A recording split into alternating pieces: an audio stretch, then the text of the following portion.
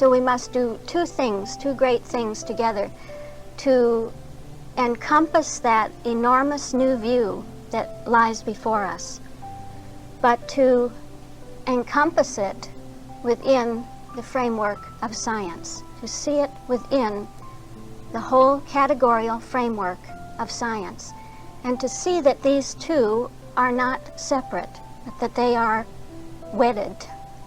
The bigness of the idea, the newness of the idea, the greatness of it is one with the structure of science, the structure of being itself.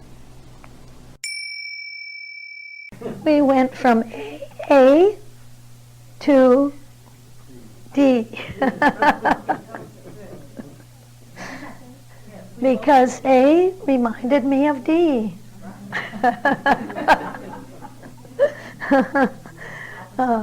You see, and you have to allow yourself to be flexible. Yeah, when we came to the level of Christian Science. Because it will be what your consciousness dictates. You know, we learned that very early on when we had our early training in the model of being, in the points of intersection in the model and in the laws of the model, that we had some training in what Max Kapler called flow charting. Remember that? We learned a lot, really, I think, from that about being flexible, especially, you see, in practice. This is something that applies in practice, that you allow your consciousness to lead you in the system. Now, when you are learning the system, then you tend to be, and should tend to be, more disciplined in the actual descent and ascent, descending way and the ascending way. And so we had much training in how to descend in the model of being, from science itself all the way down to Christian Science and to the touching on of every point of intersection in that model. And then we were trained in the ascending way, how to begin with the word order and see how that develops to the Christ order, the Christianity order, the science order, and then up to the word in absolute Christian Science. So we had an ascending way. So those two main training grounds were the descending way and the ascending way. And then we had some authority within ourselves for that model, for that system, and we could become more flexible. We could begin to practice with it. And when you practice, you don't always remain rigidly, not being a negative, but being a sense of discipline. Gosh, this is all principle. But that discipline sense of disciplining oneself in the system, then begins to can give way to a practice flow. When you have a practice flow, you are not always led in that disciplined way, that rigid way of that training ground, of the ascending and descending. But you may be anywhere. You can be led anywhere. You can start anywhere. You can end anywhere. And the only thing that will dictate that to you is your consciousness. That you begin where you feel the issue is, right? Where is the issue? What is the issue? It will be something that defines itself to you. And if you know the system, that definition within your consciousness will have a place value in the model, in the design of being. And you will begin there. You will begin to see the truth about that issue. And that will lead you somewhere else. it will raise something up. Perhaps it raises up a sub-question, a sub-problem, a sub-issue. So then you'll say, well, yes, but, and then I come somewhere else in that model, that design, and I take up that sub-question, that sub-problem, and I answer it until I feel satisfied about it, complete about the solution to it.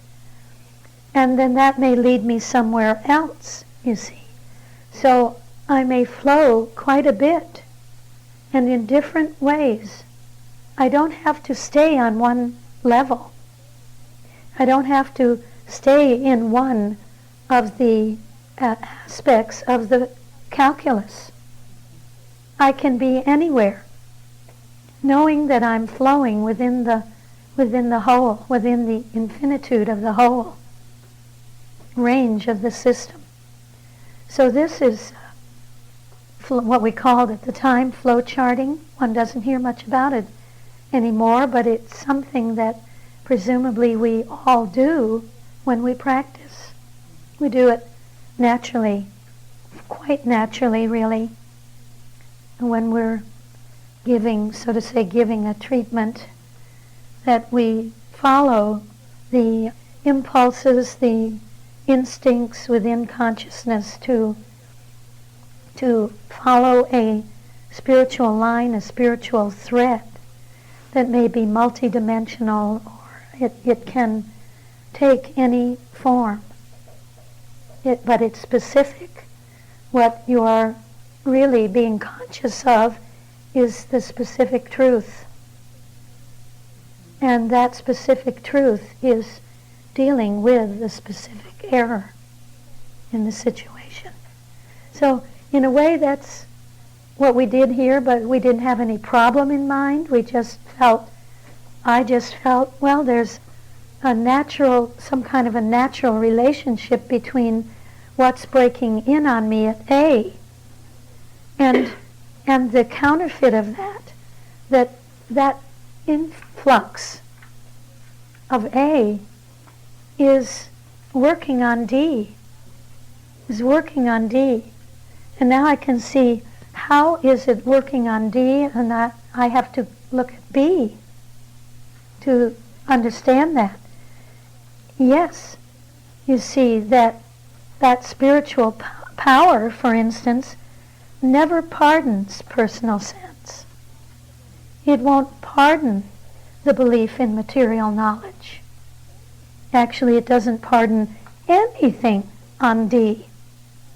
And so you have now those ideas coming in that show principle in relationship to a supposed opposite of principle, something that doesn't seem to be principle. And so we have that sense of never pardoning. It means the principle won't excuse it. It won't overlook it. It doesn't cancel it out, cancel the penalty for it. It doesn't absolve or acquit that counterfeit. To absolve is to, well, that takes us really to the Christ, because we see that principle solves the problem. It brings the solution and not absolution. Not absolution. So we get the solution and not absolution of problems.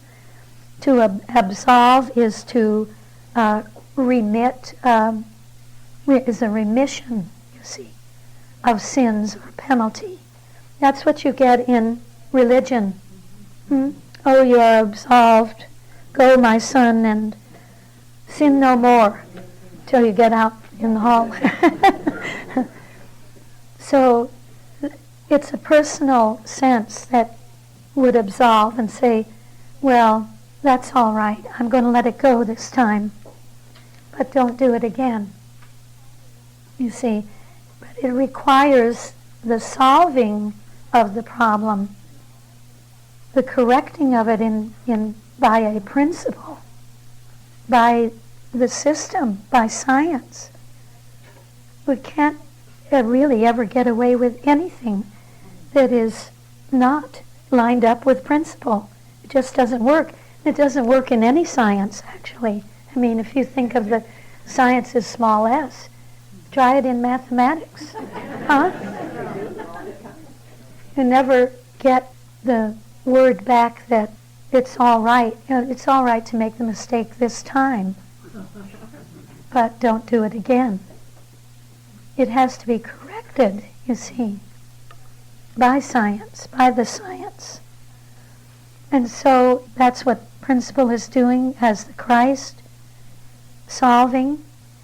And as Christianity, we see that principle proves itself in the face of its suppositional opposite, and it disproves the opposite, its opposite.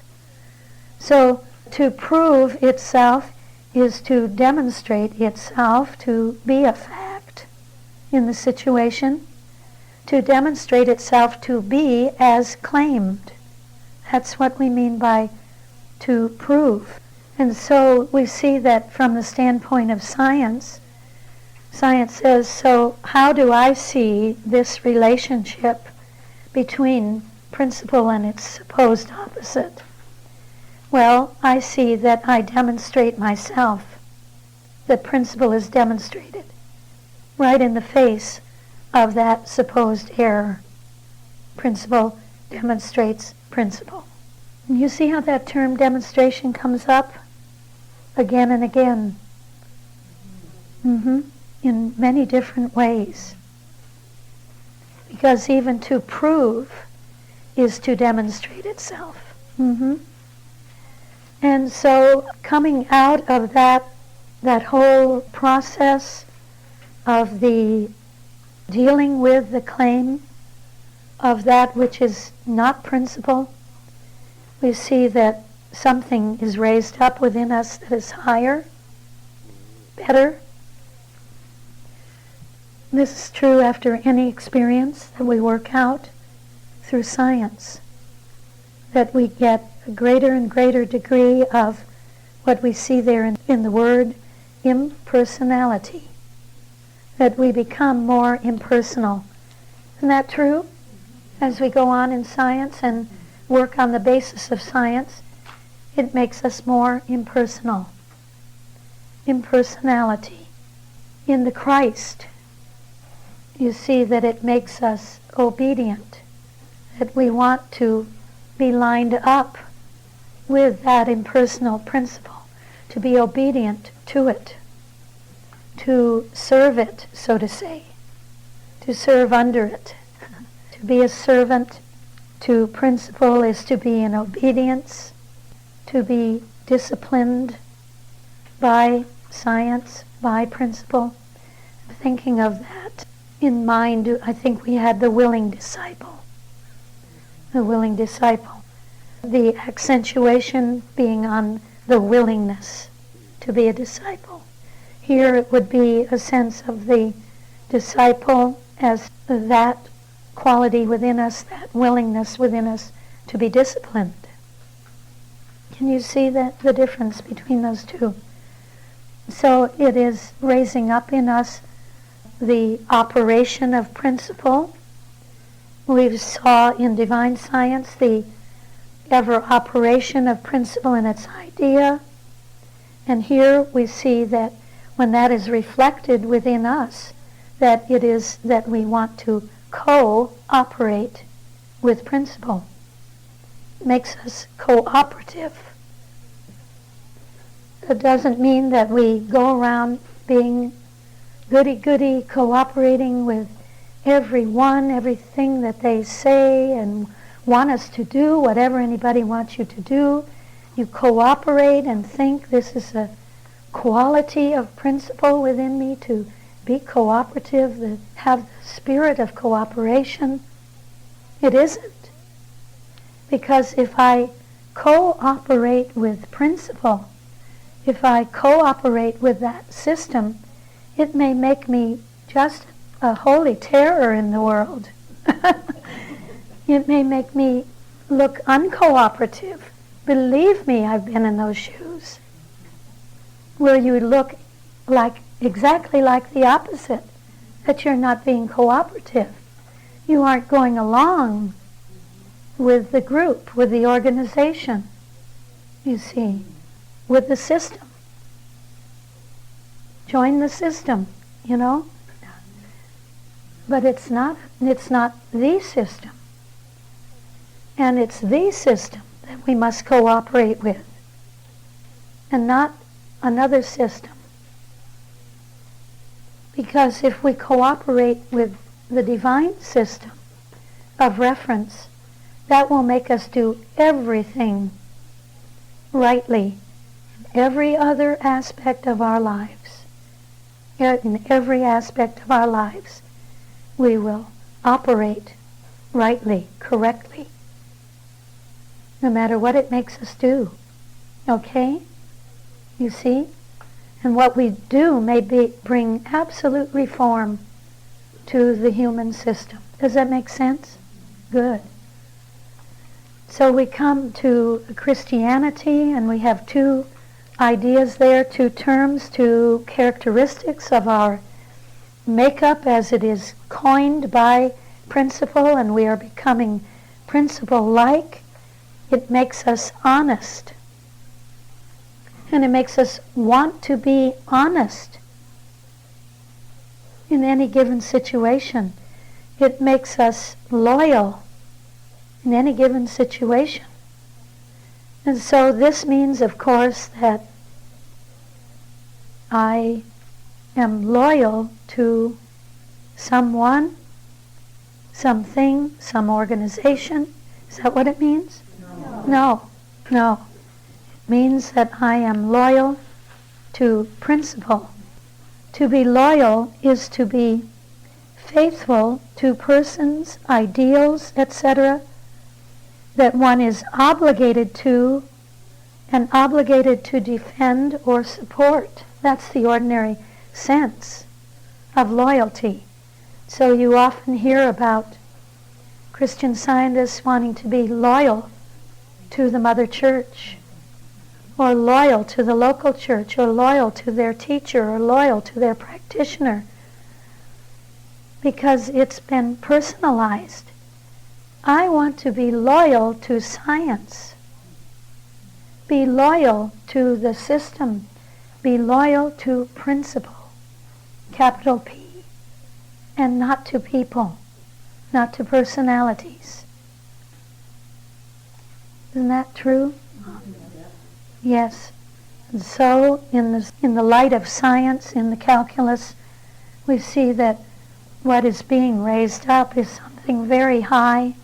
It's the scientific attitude within us, and not the personal attitude. What is being raised in us is that we are becoming principled. So that would be the fourth synonymous term, with its ideas structured according to the categories of the four-dimensional structuring and the calculus structuring. Okay?